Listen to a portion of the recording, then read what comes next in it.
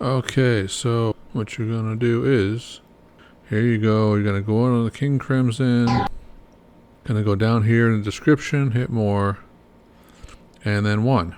You're either gonna hit library, right here, that's gonna take you to my Patreon with the video.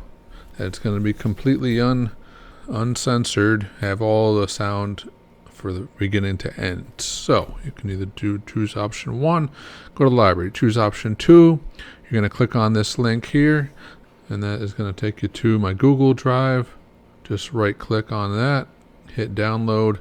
That's going to download to your computer, and then you're going to come back to the video, and the video is going to give you a 3, 2, 1. Then you hit the file, open the file, pause it, and basically listen to it as I am listening to it. Okay? Alright guys, enjoy. Alright folks, welcome back. We just finished doing some early Hendrix with a couple of studio friends with Curtis Knight. If you haven't seen that, go back and check that out. It's definitely worth a listen to. So what we're going to get into here, some McDonald and Giles. So some of the early, what would become King Crimson, and some of the members' side projects, not side projects, but their solo albums, the direction they went after they left King Crimson immediately. So starting with Giles, and Fripp. And there's a lot of other people, a lot of other members that I wanted to point out, but we didn't play that particular song. But there was additional personnel. You had trombone, violins, viola, cello, keyboard, string arrangements, and as I said, backing vocals from the Breakaways on the Giles and Fripp album. So there was a lot of other personnel to enjoy. So that was 1968, and we're going to jump into the next recording, which was the McDonald and Giles session, which was in 1970. Ian McDonald, Michael Giles departed King Crimson, Wake Up Poseidon, which they still performed on to some degree as session men, but went off and did their own thing after some disputes with Robert Fripp.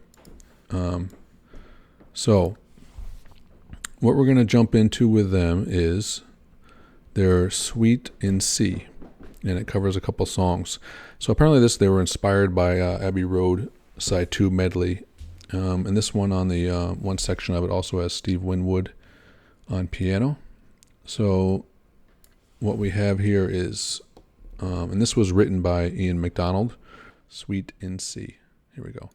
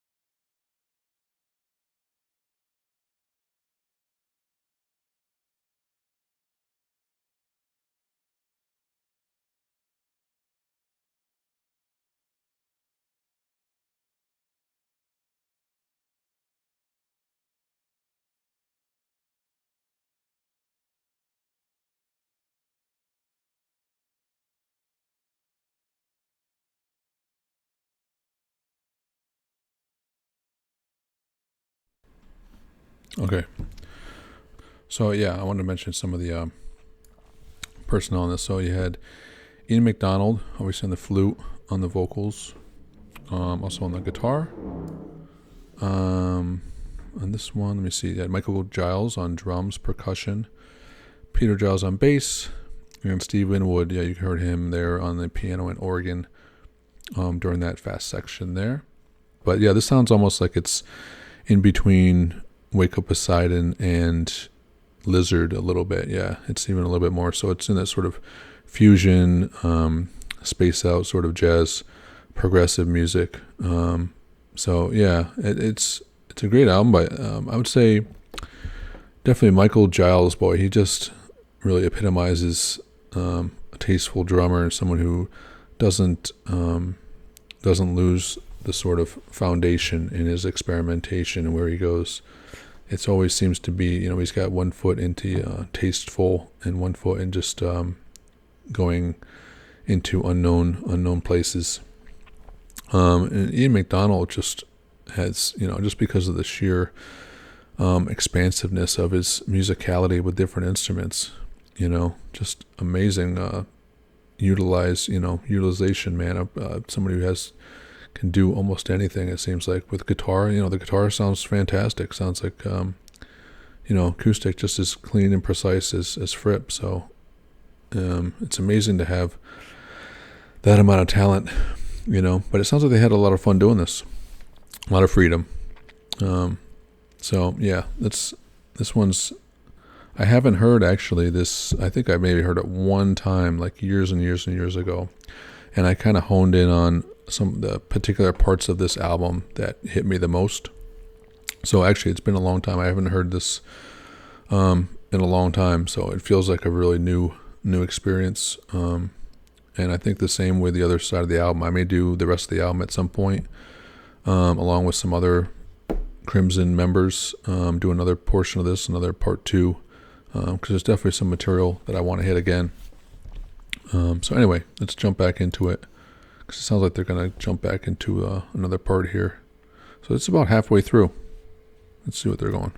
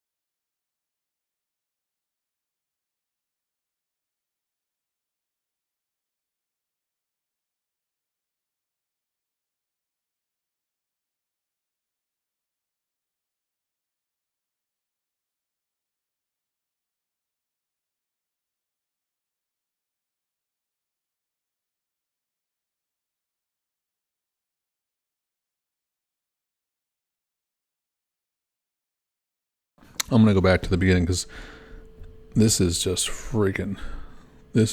disgustingly groovy. And at the same time, so I didn't mention, Mike Gray did the strings and brass in this whole piece. So a couple minutes ago, you heard the strings come in, really just creating this amazing backdrop in this song. So Mike Gray doing the strings and brass, and also Ian McDonald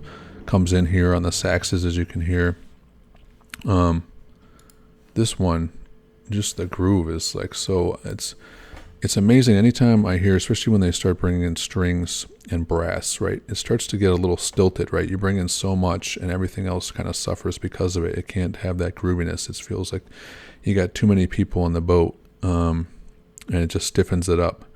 But this one, no, it's so tight that they flow right with it. It feels like the boat's just like just got perfect swing. So I'm gonna rewind it back to that because this stands out. This is amazing.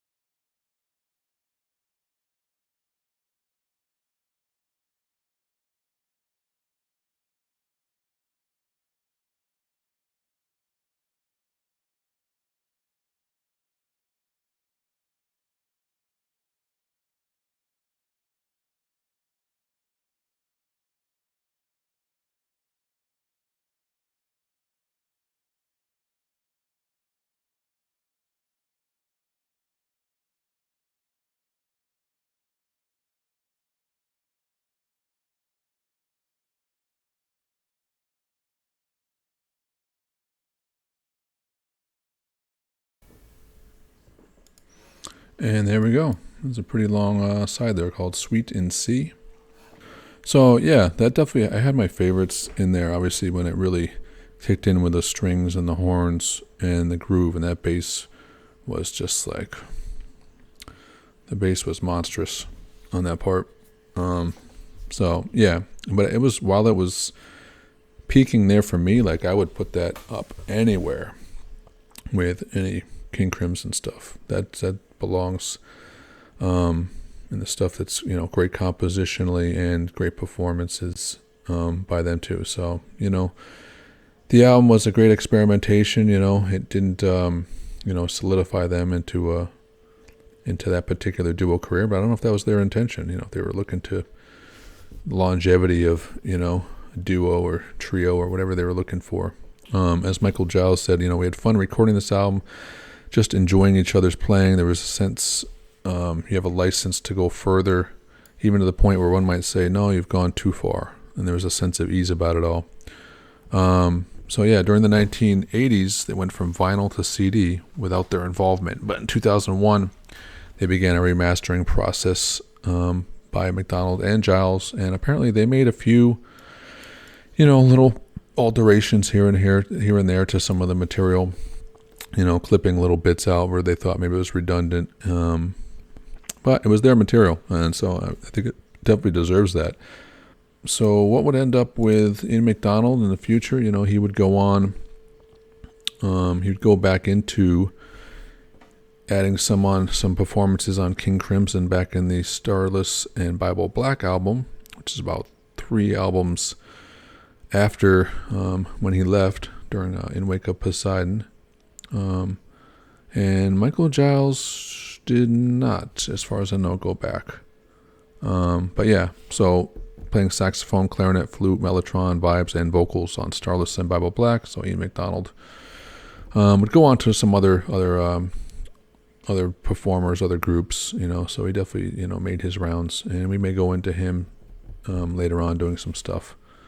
But yeah, Michael Giles pretty much did, In the Court of the Crimson King, jumped back out and Wake Up Poseidon, became very infatuated or uninfatuated with King Crimson at that point. Both him and his brother, the touring kind of ruined it for them. So anyway, Giles and McDonald and Giles. So that was a nice little look on some of the outskirts of King Crimson members at the time.